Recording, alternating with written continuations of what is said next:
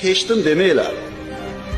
Agar qarzdor berolmayotgan qarzdor bo'lsa berar edi bilasiz. Imkoniyati bo'lmayotgan bo'lsa kechganingiz afzal. Qiyomatga qoldi deyishingiz ham mumkin. Lekin boyaga odam bo'lsa berar edi bilasiz. Halol to'g'rini bera olmayapti, ish yurishmayapti, puli yo'q. Kechganingiz afzal bo'ladi. Ammo ikkinchi odam bu shunaqa odamki, bera olmayapti emas, bermayapti u. Va bermaydi. Unda nima qilasiz?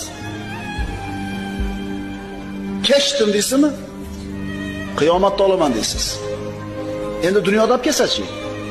Olasiz. Shuning uchun aytingki, o'sha odam bo'lsa zolim, zulm qilayotgan. Olib kelib bersa, shu dunyoda olaman, aka yo uka. Agar dunyoda bermasangiz, qiyomatda olaman, lekin kechmayman deb qo'ying. Chunki so'ramasdan tek esdan chiqarib olsangiz, bu haq qiyomatda sizdan so'raydi, nima menga talab qilmagansan deydi.